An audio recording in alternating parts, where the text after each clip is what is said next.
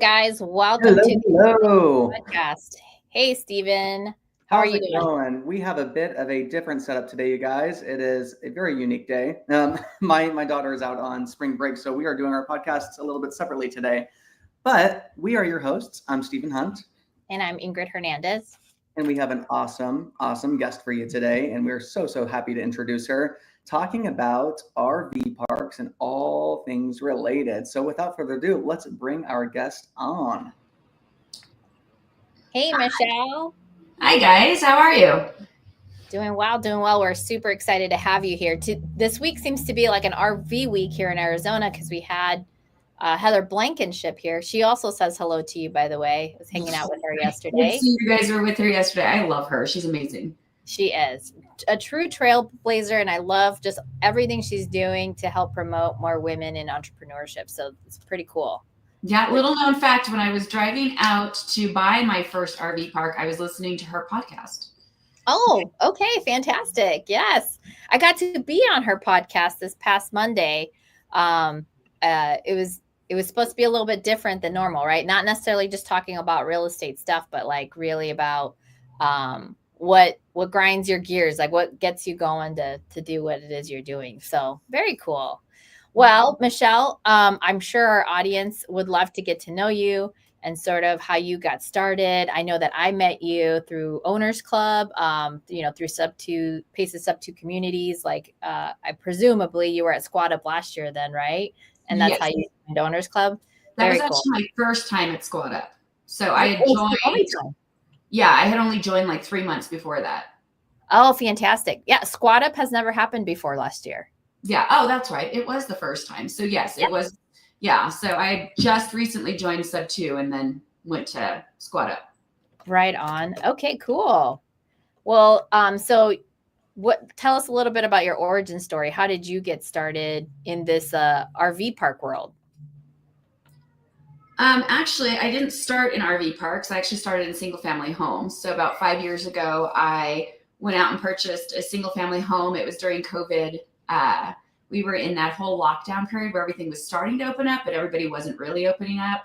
And my husband at the time, well, he's my husband now, but at the time he was working for a spirits company, and he was really big in franchises.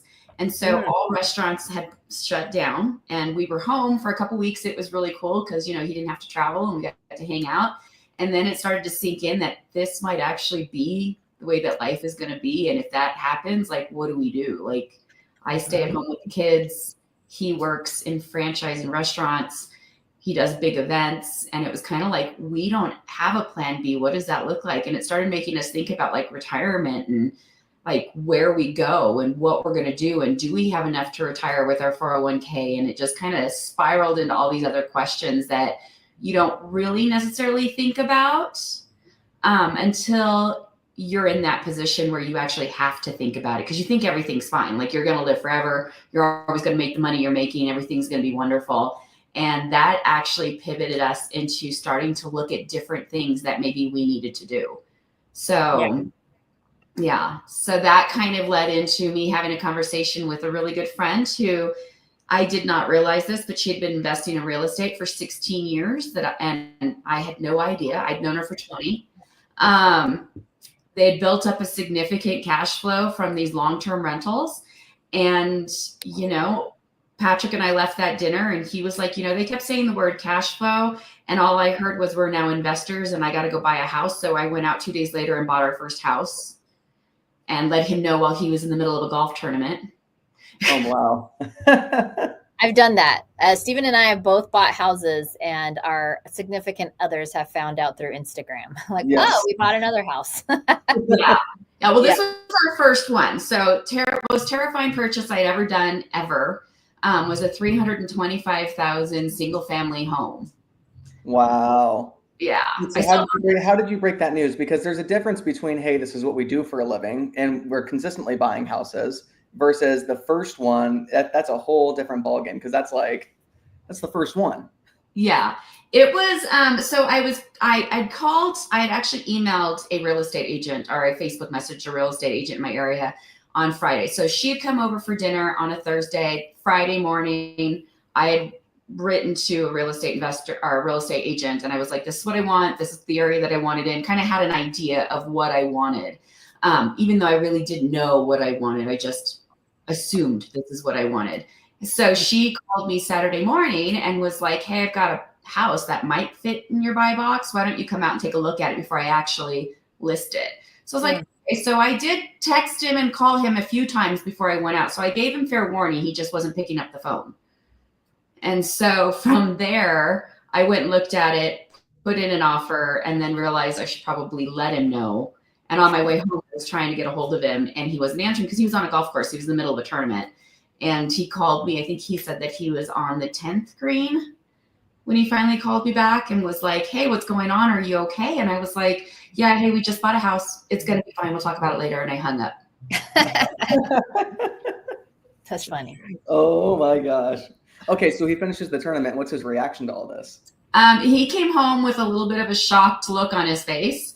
Wasn't quite sure what the conversation was. Thought maybe I was joking.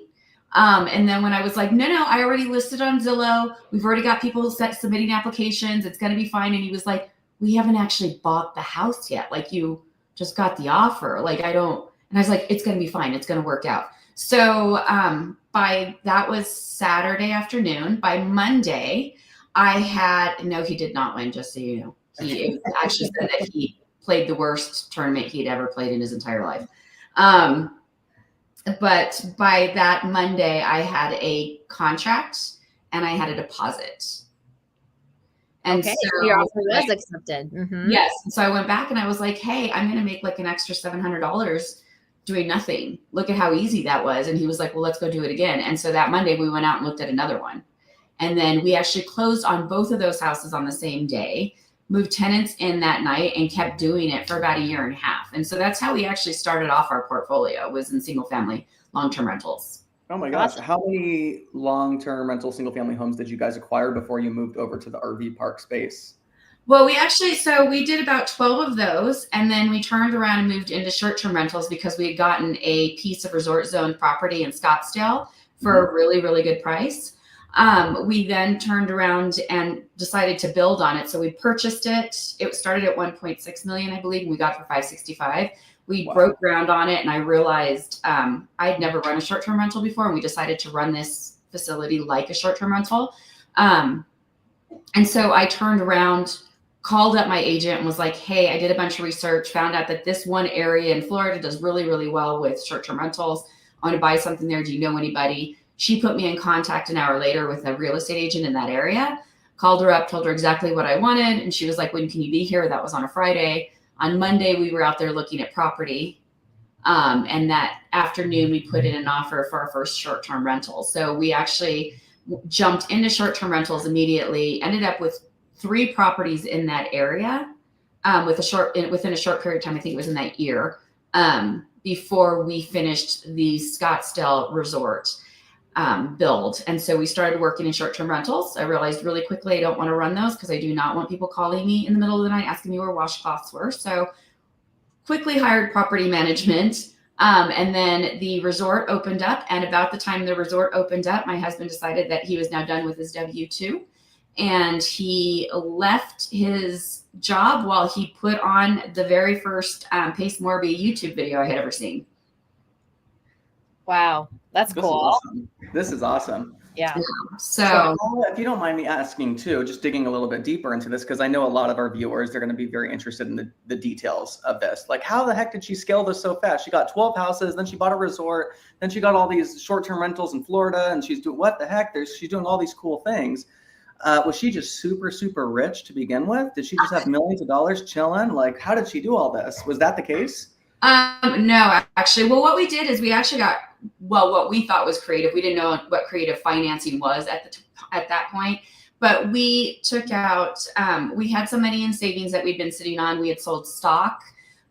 We had taken out money against our 401k. We went with DSCR loans. So we went through all the different avenues that we could have possibly found within our own. And that's actually what pivoted us into creative financing, was that we were now capped out.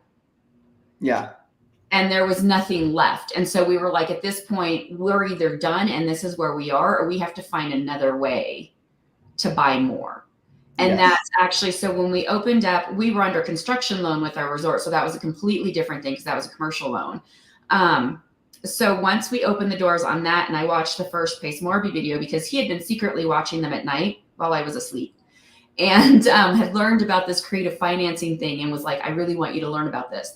So he put it on, really kind of intrigued me, signed up that night, and then turned around and we signed up to get more information, turned around the next day, signed up with them, and literally like hit the ground running, like started talking to our first one-on-one coach, which was Justin Timanowski. And he agreed. He was like, you guys have already done the short-term rental and the, single family home thing. You guys probably need bigger assets now that you've done a resort. And we actually went down the path of potentially like multifamily or mobile home parks.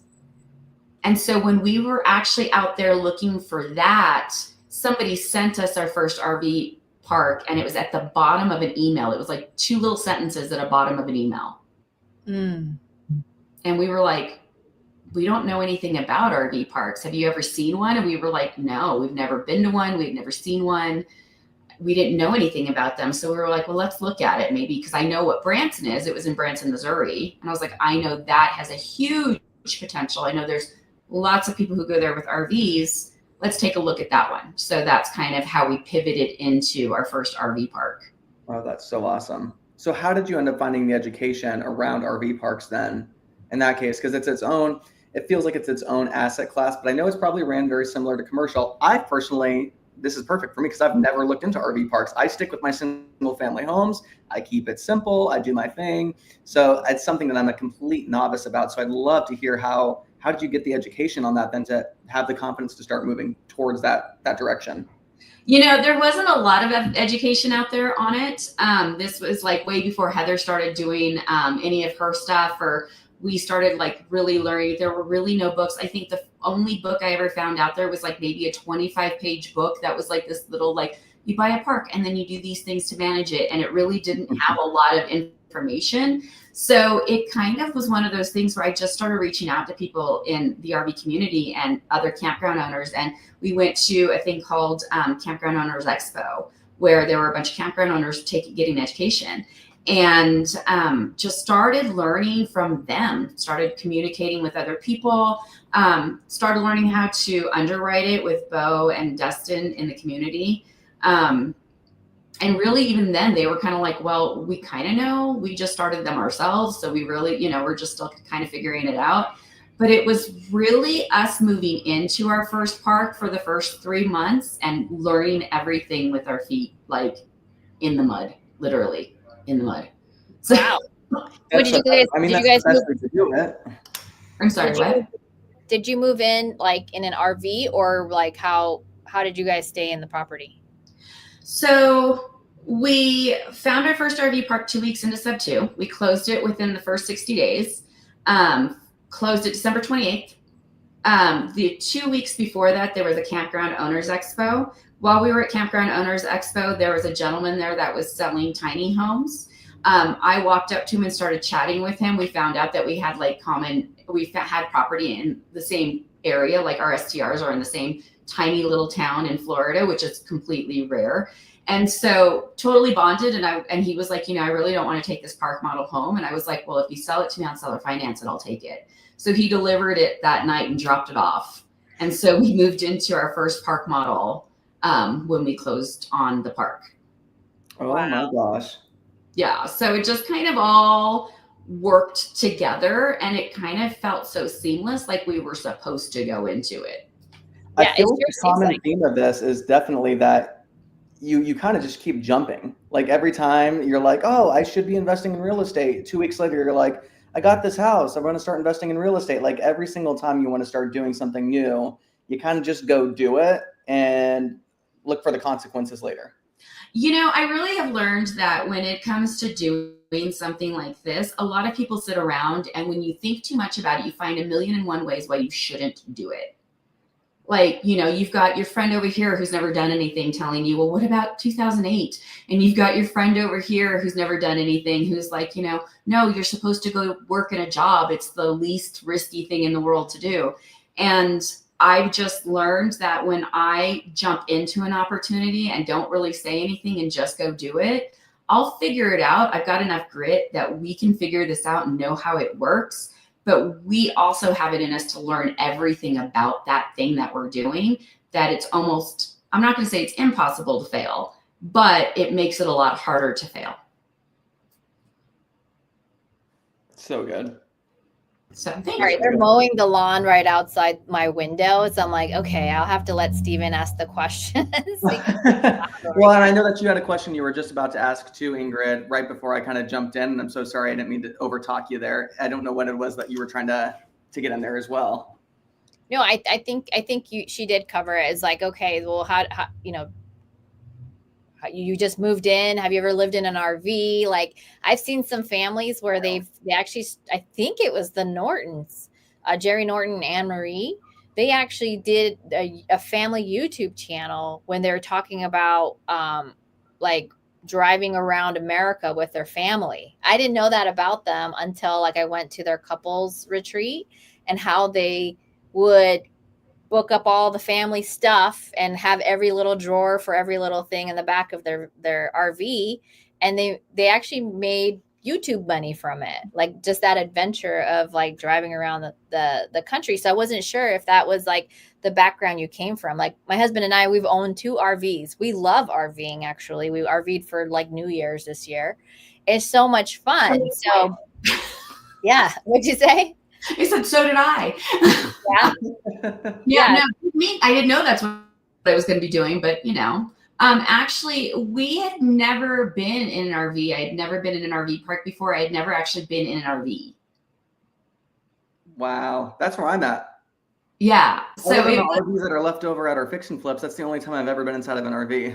Yeah, no, this was a completely brand new thing for me. I mean, and like all of my properties, like my Scottsdale retreat is a luxury property. It's got a concierge manager at it. Like it's all high end. It's aimed towards executive retreats, golfers, waste management, like all those things. All of my long-term rentals, they're all like higher end long-term rentals and like the preferred area of town. So like this is a completely different place for me to be.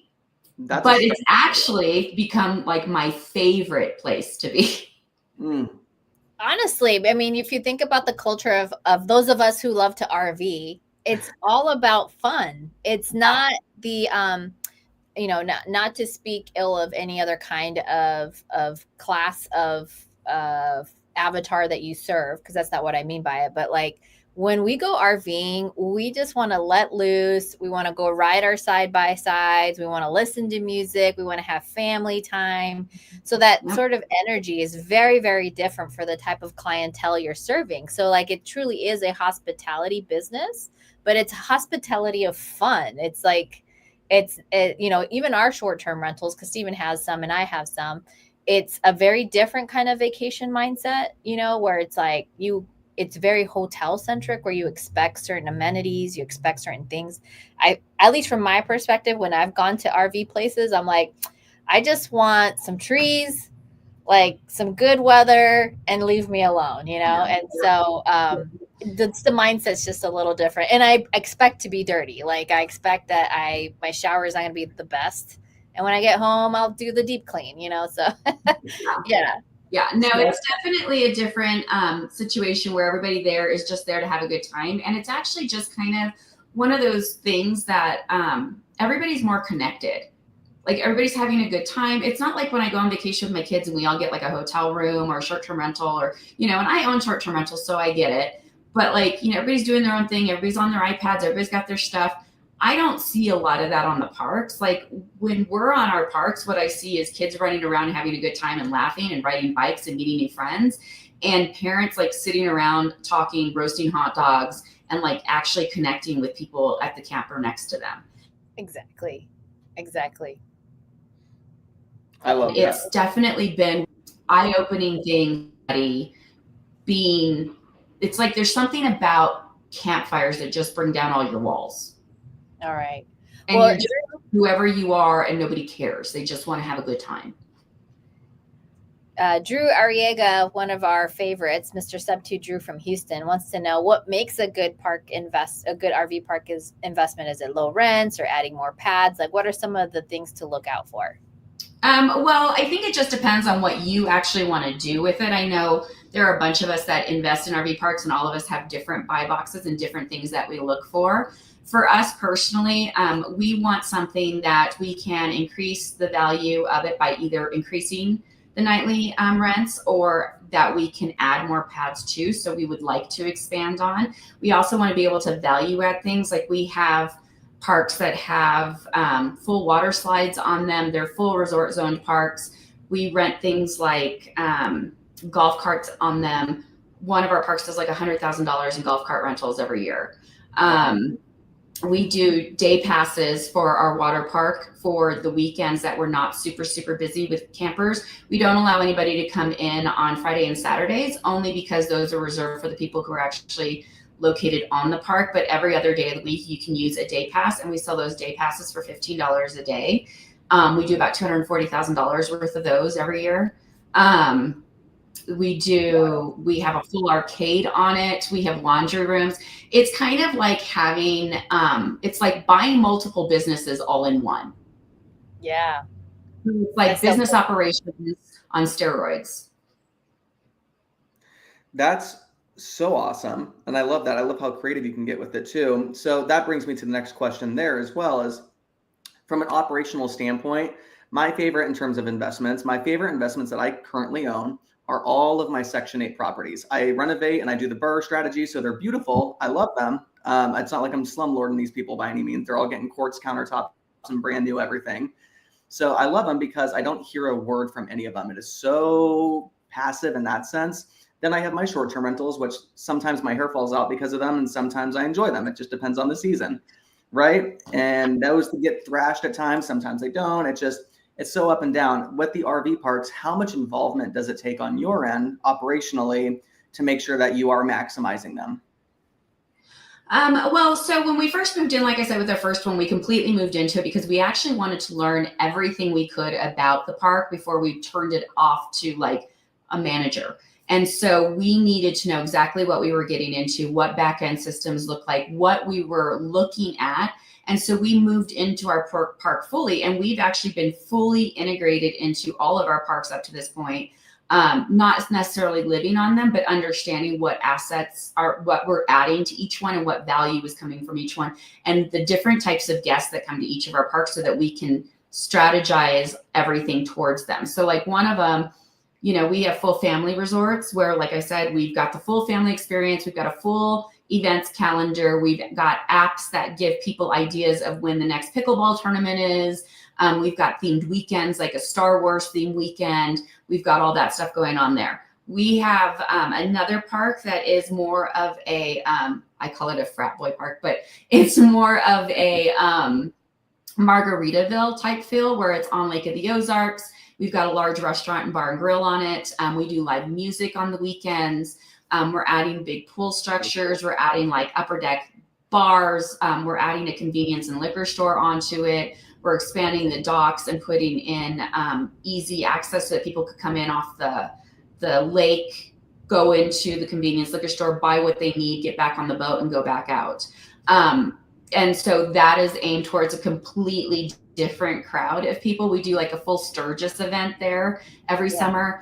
And then we've got like one that's off of Route 66 that is literally just a sleeper park. You come in while you're traveling, you park there for a couple of days, you go see the two war towns that it's right in the middle of, and then you get back in and you go and continue down your way down Route 66. And so that one has zero frills. It's got a laundry room, it's got a pool, and it just accommodates the people that are there for a couple of days. So definitely about understanding who you're aiming for and what that park could serve and what that park can do. And that's what it's all about. And bringing the right management in for each one of those different groups of people. That's fantastic. I love all of that. And I love that it's really an immersion for you and your husband and your team, because I remember there was an investor that I used to be around a lot through meetups, and he's like, I do it, we do it, you do it, right? And that's really how you transition a business and the operations of it.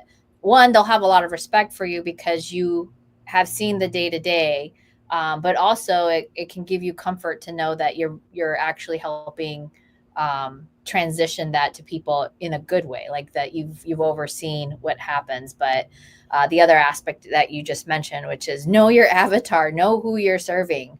When you were describing that, the other one in I think it was Lake of the Ozarks, I'm like, oh yeah, Jimmy Buffett would be so proud. Like, that is what I imagine it would look like to have like a Margaritaville, but like a true Margaritaville on fun and drinks. So interesting. Yes, and that one is completely what that one is. It's and we know exactly who we're aiming towards. I mean, like, we've got, like, one side of the park is a certain group of people and the other side of the park is another group of people, and they come from two different areas. And we know which side we're aiming for. And so we know that we have to hit a certain price point. We know that we have to be in a certain area. We know we have to acquire certain things. We have to have certain music for the live music bands that come in. All of those things have to happen in order to cultivate this certain experience to make the biggest bang for our buck in that area. I love good strategy. Yes, all about strategy. Josh has a question, and it's, how do you find your leads to buy RV parks, and like, what's your process there? We find them from multiple places. So we do have brokers that specialize in RV parks, and we've done a couple of great deals with some brokers. Actually, 2 of our fully 100% seller finance deals have come from brokers. And so we work with them. We also find them, like, people find them all the time on different websites. I mean, LoopNet, our first one, I think, was on LoopNet. They were just overpriced, so nobody looked at them, but nobody ever stopped to, like, negotiate the price out. So it was actually originally at $3 million, and we ended up with it at 1.8. Wow. Yeah. So, but it was the engagement of finding out exactly what it was that they were doing and showing them and educating them on what it was actually worth. And then we also do a lot of outreach. We have people in the community, in the RV industry, who talk to people every day who are just like, we might not upgrade the system because we're going to sell. And they turn around and they bring them to me because they're like, I know this great woman. She's doing this great thing. Why don't you talk with her? And so we do get some off-market deals that way too. And that's the economies of scale too, that when you're buying a like asset, and Stephen, you know a little bit about this too from a property management standpoint, is that you can plug in those assets to your existing systems, right? You don't need 3 accountants. You need 1 accountant who can oversee each asset. One platform to do bookings and create your domain pages. And that's really how you can really scale. So that's really, really cool. And all you have to do is break with your one. Pace was mentioning on Monday when we were talking to Heather Blankenship, there's only 15,000 RV parks in the United States. Only 15,000. Mm-hmm. So understand from a wholesaling standpoint, because I do know we have some wholesalers in our audience, that it means it may have to be a complementary asset that you're trying to wholesale, because there's just the opportunities are there, but they're not there in scale. Like you can have 15,000 homes in like a single zip code in Arizona, and so it is a little bit tougher to do wholesaling in this space because there is limitations to how many properties are available. Yeah. There are 15,000 parks in the United States currently. I believe the last statistic said that they were adding, I want to say it was like 15,000 more pads this year. Oh, wow. But those are larger institutional people who have come in and they're able to buy land and expand out these newer parks. So for us personally, like, we really like the fact that like 15,000 parks are out there, but 90% of them are owned by mom and pops. And so what that means is that a lot of them they're all going through this silver wave of trying to retire out. And what they really wanted to do was they wanted to pass this on to their children, but their children have moved on to other things. And so they looked at this and said, okay, mom and pop had this, park. They did great, but they were locked in fully for all the years that we were growing up. We never had to go anywhere. We never got to go anywhere because they were so busy working the park. And that's kind of one of the biggest things that we have found is that they ran it more like a family business as opposed to an investor business. And so they didn't raise prices. They didn't add these value adds. They didn't want to expand because they were like, no, we're busy enough. We're good. And so there was never an opportunity to make more money. And they didn't want to spend the money on the things like upgrading the septic system, bringing in new bathrooms, putting in websites. Like none of that mattered to them because they had their friends who were coming in every year and they were doing the same vacation every year.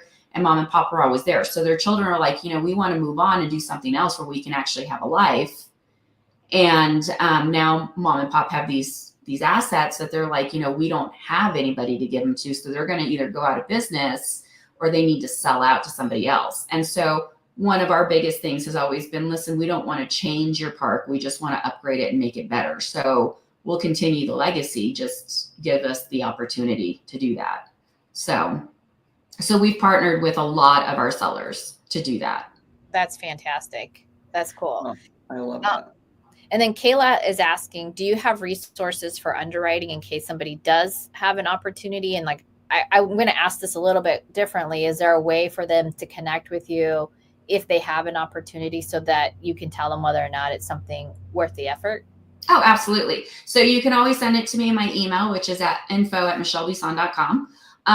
Then you can always go out to my website, which is mychelebisson.com. And I have a link in there to actually submit a deal. And then I have my own underwriter that actually works for us. And he's amazing. He's been in multifamily for years in commercial assets and acquisitions. And so he goes through and thinks of things that we don't even think of when we're going through these parks and underwriting them. So it's kind of nice because there's so many different brains that are working on them all at the same time. Very awesome. Now, I am curious, how much does location play a factor for you? Because obviously, I think if we have an RV park on Lake of the Ozarks that is Jimmy Buffett style, freaking awesome, you know what I mean? I can imagine having a great time on the boat, going up there, like everything you explained, I was like picturing myself being there, throwing down a few beers and having a great time. Like it sounded like an awesome time. Now, put that same exact place in Casa Grande, Arizona, and I don't know if we're going to have the same exact experience. So I'm curious, how much does location play into this for you? Because I do see some RV parks in some of those, one-off areas too, where there's really nothing going on out there, but people are kind of just passing through, it seems like. Well, I think that really does matter on the type of RV park you want to have, because like I said, like I have one that is in the middle of, it's off of Route 66. And it's in between two war towns, but it's off the Route 66, which is a popular trail that everybody follows every year. Like it's a big destination thing. And so that one does well because of where it's located. Most of our parks always do well because of location. We like to be near things that are either in a tourist area where we know that we're going to get a lot of visitors, like Branson, Lake of the Ozarks, Route 66. Those are all big areas that we know that we're going to get a big pool of people coming in. But we also have one that's kind of in the middle of nowhere, but it sits 2 hours in between all of these major cities in the East Coast. So it sits about an hour and a half from Roanoke, 2 hours from Raleigh, a couple of hours from Charlotte. Like it's kind of, but it's in the middle of nowhere. And that one is our destination park, which is why it has the water slides and the full arcade and 94 acres and the glamping and the cabins and all that stuff, because we become the place that you want to go. That's cool. Very cool. That's really cool. That's really, really awesome. From a marketing perspective, how difficult was it? Because I'm picturing short-term rentals. I'm using my lack of knowledge to try to gain knowledge from you here. So from short-term rental perspectives, I go, okay, I can put this on Airbnb. I can put this on VRBO. Eventually I can build up my direct bookings. And that's eventually the goal we want to start getting to. When it comes to RV parks, is there like a website like rvparksrs.com that you start putting all your listings up on? How do you start building the marketing for that so that people can go find your destination that's out in the middle of nowhere? Actually, so there are sites that are just like Airbnb and VRBO, but they're called outdoorsy.com, Hip Camp. There's lots of third-party integration, Rover Pass. Your booking site, you take over your Google listing, you make sure that that's put out there, you engage with your reviews, you get your SEOs up. All of those things all add to the marketing of your RV park. And so a lot of those have everything to do with it. It's literally the same exact thing. They're just on the outdoors and we're renting pads and dirt. So cool. Yeah. So I didn't know that either when I got into it. I went to my first Campground Owners Expo and I was like, what's Hip Camp? And they were like, it's like the Airbnb of RV parks. And I was like, those things exist? People go to those websites? What? Right? Yeah. I had no idea they existed, but there's probably about 10 or 15 of them that are out there. Yeah. Now, ancillary fees aside, right, our golf carts, all the cool stuff that we can integrate into it. When we're looking at just a regular RV park, what are you seeing most pads go for? I'm sure it's super dependent on areas and locations. What are you seeing most pads go for? Is that on a monthly basis, a weekly basis, nightly basis? What's that look like? It really, really depends on where. I mean, I've seen pads go anywhere from $1,500 a night in high destination areas, which is insane, I know, but yeah, to $25 a night in places that aren't, as busy or as crazy. Our pads in all of our parks, if you were to estimate them out, they're anywhere between $65 and $150 a night. And we have parks from Florida up to Alaska. We're talking practically Airbnb rates for people to come in, hook up, and park their own RV right there. You don't have to worry about your house getting thrashed, none of that. And you also have to think about it from this standpoint, Airbnbs, I love my Airbnbs. I love to go stay in them. I love that I have them. They do me great returns, but I don't have to worry about maintenance. I don't have to worry major maintenance. If a water pipe bursts in my beach house, I have to shut the place down for it. If a water pipe bursts in my RV park, I shut down that site and I just take the hose and hook it up to the next site. And I don't have to think about it. I don't even have to move the guest if I don't want to. I don't have to send in a cleaning crew. My maintenance guy goes out and he just makes sure the firewood is picked up and blows off the pad and it's ready for the next guest to come in. My expenses are so much lower. We run at about 30 to 50% of what we make. So it's a lot lower than a lot of other assets. My management is a little more streamlined. My park on Route 66 has 2 people that work it. I have a manager who doesn't even live on site. She comes in every day for a set amount of hours. And I have a maintenance guy who stays there in case anything breaks or if an emergency happens in the middle of the night. Is that 30 to 50% inclusive of your debt service? That would be without my debt service. Okay. So because most of my parks I've done on seller finance. Got it. Okay. And then John's asking. I'm still doing really well off of those. So I think if your top line is heavy. I think my NOI on my smallest park right now is about $300,000. That's fantastic. That's so good. Yeah. Mychele, are you buying in Missouri? When people email you, do you give them a specific buy box, or do you like to look at them all and kind of figure out what's worth it, what's not worth it?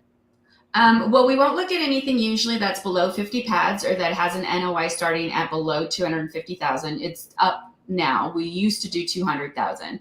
We've moved up into 250,000, only because now we're moving into bigger parks. Our parks now kind of have an average of about 75 to 150 pads and sites. We do buy in Missouri. I currently own 3 parks in Missouri. So I own one in Branson, one in Carthage, and actually one on the Lake of the Ozarks. Arizona, I do look in Arizona also. The only place that I really won't look at is probably California, just because they have different tenancy laws, and I'm not a big fan of that. I want to be able to say, you know what, you're not a good fit for this RV park. You should probably move to the next one, and be able to have them leave in 2 hours. I don't want to get into eviction issues. I don't want to get into that or anything like that. Are you a buyer? Yes, I do own a park in Alaska. Actually, I own the largest park in Alaska. Oh, wonderful. Well, that's a cool thing to say. Yes. Currently, we are getting ready to open up, but we have purchased the largest park in Alaska. It's got 172 pads and it's in Valdez. Wow. Interesting. Oh, okay. How I'll many have parks to do you own clarify. total? I remember the gal D who went to your workshop, and actually I was going to ask you, do you have another upcoming workshop for RVs so that the audience knows? We haven't set that into motion just yet, but yes, we're in the process of figuring out where we're going to do that. So, and then we're actually building out a community to do all of it online. Oh, wonderful. That's great. So Awesome. You'll be able to just buy it and do it on your own time. Yeah. I was talking to a business broker. She's freaking amazing. I see that she's in the YouTube channel. Are there any other complementary businesses that you would do aligning with your RV park? So she talked about a mobile awning company. You know, I've had 2 RVs. Both have needed awning work. Like, it's just something that happens to those darn things. They're not aerodynamic. They stick out when you're driving. The air is going to come after them. The sun is really the thing that kills them because they're plastic. And so if you don't shade them well, they do break apart. So do you do anything like what she's mentioning here? I did talk to her today and I can get you guys connected, but like here, she has an awning company that would pair up well if where all the RVs are headed, I would presume. Or what are your thoughts in complementing other verticals? I know you're doing the restaurant, right? Because it's a part of a destination. But is there anything else that you would complement to these businesses? I mean, I'm sure there are. I haven't looked into them too much so far, only because we have been so busy acquiring our parks. So we are currently under contract and closing 3 more parks in the next 6 weeks. And so we're in the process of doing all of that. Plus, we brought on a national park operator who specialized in franchises and restaurants. And so he's coming on so that we can add more restaurants to our portfolio that go with the RV park so that we can do more live music and things like that. So it's definitely something that I would look into.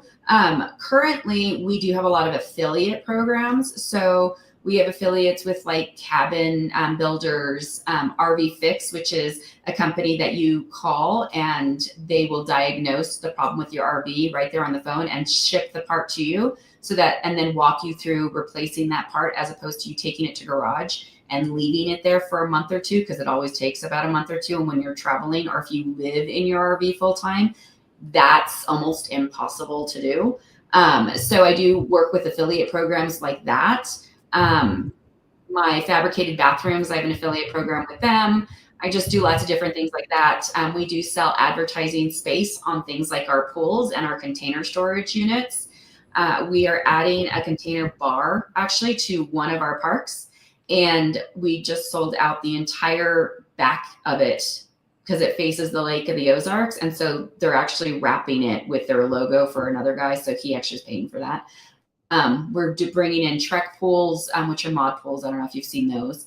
And we do affiliate programs like that. So I haven't actually looked at buying another business, but it's not out of the realm of possibility for what we're doing.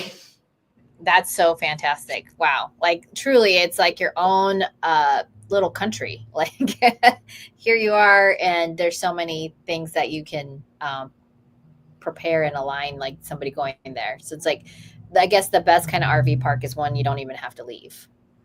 Yes. Super cool. That is literally exactly it. Well, and you also have to kind of know what kind of park you have.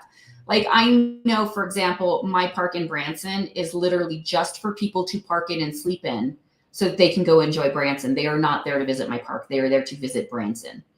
And so I know I'll probably give them a pool and they're fine. They don't really need a lot of anything else.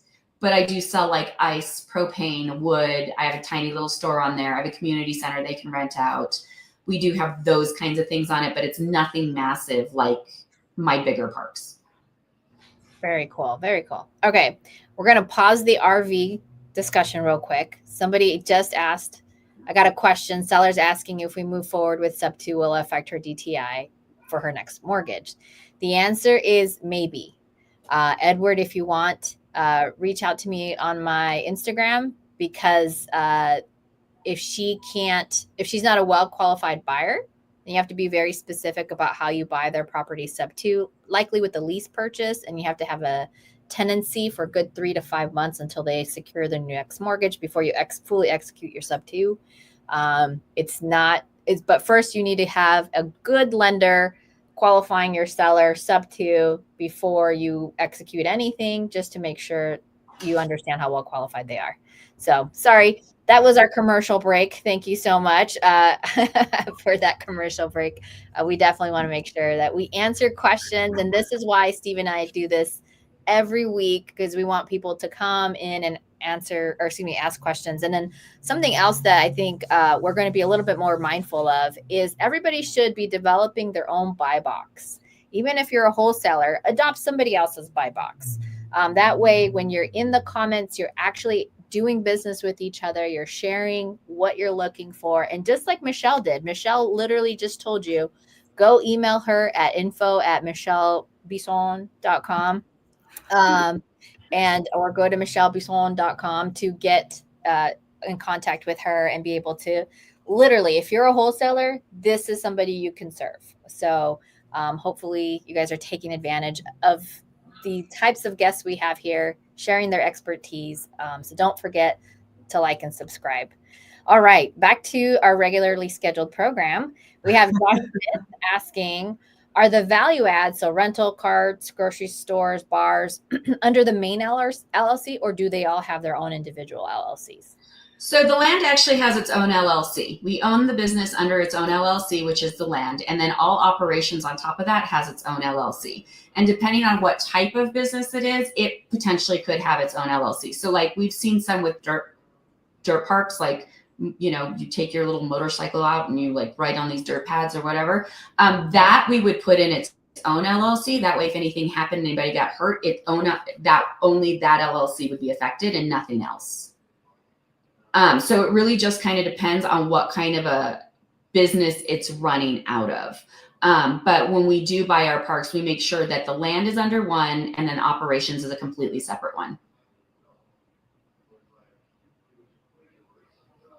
Oh, you're muted.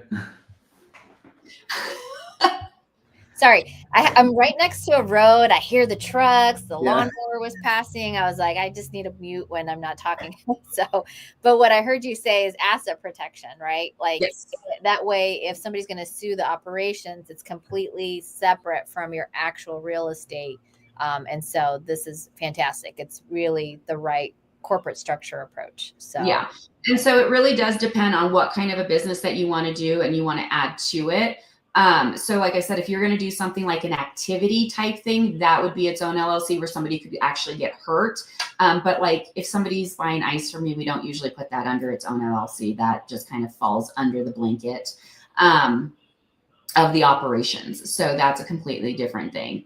Branson, Dollywood. Actually, it's the Dixie Stampede in Branson. They don't think they've done a Dollywood there yet. So I haven't seen one at least. I don't know if they're opening one, but that would be cool. But right now they have Silver Dollar City, and I don't know if you know anything about Silver Dollar City, but they're the wealthiest family in that area, and they have shot down every other theme park that's wanted to come in. So I love Dolly Parton, so this makes sense. So I do have to say that's another thing that if you're going to go into an RV park business, one of the best things that you can do is get in really good with city council. Make sure that you understand your permits and how all of those work and exactly like what your park is allowed to do. Our first park we found out had a few years ago been rezoned and it was no longer an RV park, even though it had been a park since the 1950s, like literally 1952 is when it opened. But then it was annexed into the city. And when it was annexed into the city, somebody didn't return a postcard to like qualify it under the right zoning. So when we purchased it and went to go get a new license, apparently the previous owner never had a business license, another no-no. And we found out that they were not even zoned as an RV park anymore. So we had to go through the steps to get it rezoned back, thankfully, because it had been a park for so long. City council was like, absolutely, we'll just change it back. But that could have gone a completely different way. So I just recently found out that there was a gentleman who has a park. He built a beautiful park, lakefront, beautiful views, assumed the guy who owned the property in front of him was going to give him an access road to his park, and the guy denied it, and the court upheld it. So he has a beautiful park that he built and put millions of dollars in, and he cannot allow anybody to go onto it because they have to drive through somebody else's property. That's Oh. wild. Oh Yeah, my so you God. have to be really, really careful and understand exactly what you're allowed to do, who you have to ask permission from. Do not go into it. I think actually Heather said this on the podcast. You cannot go into it and ask for forgiveness later. Know what you're doing. Know exactly like what you're allowed to do, because you make the wrong person mad and the whole thing goes to crap. That makes me think of Pace when he had us all at his house, and he has a very specific kind of easement so that he wasn't a conservation easement. So he was not allowed to have as many people as he had out there. And nobody would have cared, but the neighbors did, and they all reported Yeah. him. Yeah. But yes, you're absolutely right. And actually, I was underwriting a business yesterday, and the gal was like, yeah, this is a distribution. I won't say of what because I'm under an NDA, but I was like, wait, but this is somebody's house. And you just told me they're not zoned for a business. They're not even zoned for agriculture. So you're just asking me to buy a house. I was like, this isn't, yeah. So absolutely, you're right. You have to understand when you're buying an RV park, you're buying a business. Yes. And it should be zoned for the purpose of what you're buying. So exactly, it is not just a purchase of land and everybody's going to go about their business and everything's going to be fine. Like, you have to have permission to run it that way. Yeah. Because they will make you come in and rip everything out at your own cost if you just ask for forgiveness later, because they do not like that. Yeah. I think Richard Berger is trying to say that Dollywood was out there because he sold them 800 chairs. Okay, that makes sense. That seems pretty. Sure wasn't the Dixie Stampede? Yeah. Because that's a Dolly. That is the Dolly thing that's out there. Is the Dixie Stampede. Yeah. Okay, that makes sense. It's literally a large arena, and they do a huge horse show in the middle of it. All right, Mychele, I want to switch gears a little bit because I didn't know about this per se, and it just like made my heart like, a little sad, but like what an amazing soul you are, in terms of what you're trying to, I will say, invest with purpose and grow a different aspect of this based on some of your experience. Would you like to share a little bit about how this huge business you're building, what it's actually going to provide for other families? Yeah, actually, try not to get emotional. So 20 years ago, I lost my son. He was 6 years old. So we lost him to a heart condition. He had a heart transplant when he was 11 weeks old. Sorry. Oh, I'm sorry. Yes. So he would have been 21 this year. Actually, he'd be 22 next month. Wow. So we lost him when he was 6 years old. He went into heart rejection. So everything that I've been building and everything that I've been doing, I actually have an ultimate goal. And so one of the things that I want to do with the parks, and I want to start this probably next year. I've already talked to my park manager, who is my best friend, and her son was actually my son's best friend. So she's totally on board with this. But we want to start a heart camp where we allow families to come out for 1 week every year to each of our parks and actually just enjoy being a family without hospitals or medical issues or anything like that, where they can come out free of charge and actually just have the run of the park. And so we want to take over like our more family friendly parks, probably not Lake of the Ozarks. It's a whole different Put the margarita down. It's got alcohol in it. Right? I don't know. Mom and Dad probably need a week there for margarita. Good point. But like our larger family resort parks, we want to actually just be able to bring in a bunch of heart families and allow them to just connect and have other families that they connect with, and just people who understand what they're going through, where the kids can have a good time. Probably bring on a medical staff on the park and actually just allow them to be kids. And so that's part of what I want to start doing probably within this next year. And that ultimately leads to about 5 years from now, I want to be able to build grants for families who need heart transplants. And that way, the family going through that, medical bills after insurance costs about $250,000. So that's what you're left with. So now a young family comes home with this baby that's got this condition. Sorry. No, you're so strong. Like and forgive me, I didn't realize how sensitive the topic was, but it made me fall in love with you so much more when we were able to talk about this, because I didn't have a chance to talk to you before like Owners Club and understand fully like your determination, from somebody outside looking in. I was like, wow, this beautiful entrepreneur was like, I've got my mindset and I'm going to go kill it in RV parks. And that's like the big picture, highlight that somebody sees. And then when you start pulling back the layers of just like where so much of your strength comes from, right? Like, I'm a believer in God. I believe God gives us the types of experiences that help us tell the stories and help inspire others to do more with your life. I really love investing in a way that provides a higher purpose. And so when I heard about what your ultimate goal was and how this is driving that, I was like, I'm so in love with Mychele Bisson. Like, how do you not love her after this? This is such a beautiful story.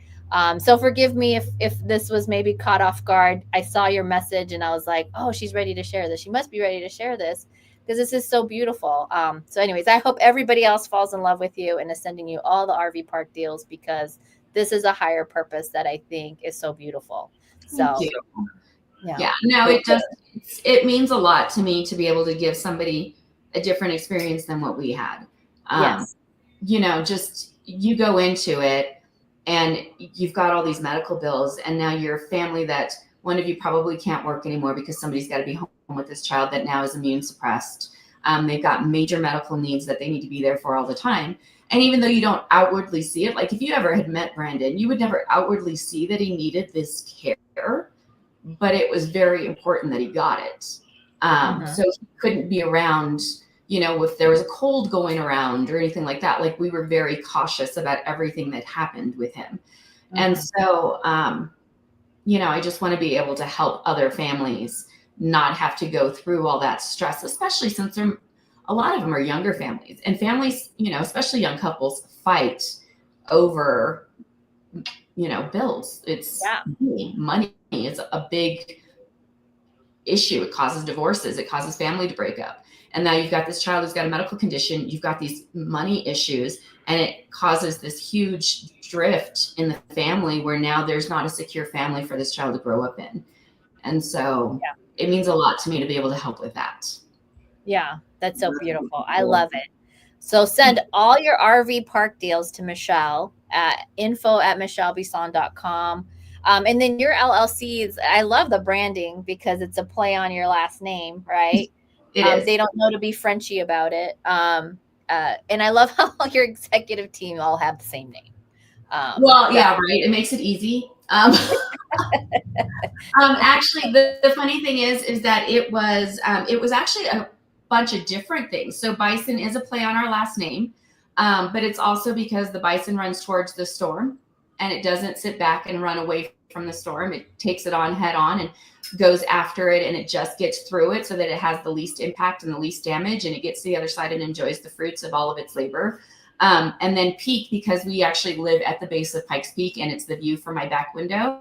And I grew up understanding what it meant to live underneath America's mountain, and, just the privilege of all the things that we get here in this country, and being able to, I've been able to scale it a couple of times. Like I've done a couple of 14ers. I'm not climbing Mount Everest, never.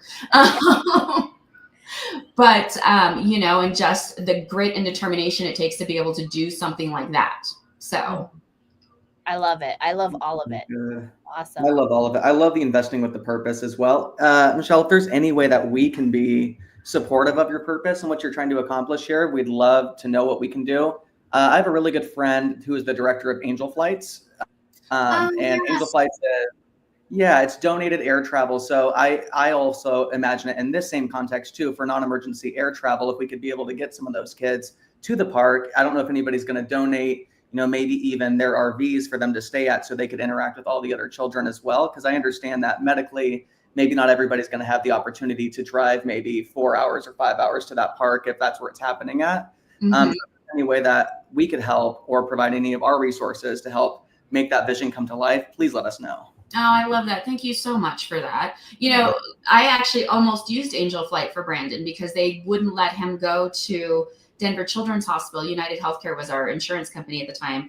And they weren't going to allow him to go to Denver Children's, which is right in our backyard. And one of the leading doctors was actually building a facility in Denver Children's at the time that Brandon was born, which is why I think that everything kind of comes together for a reason.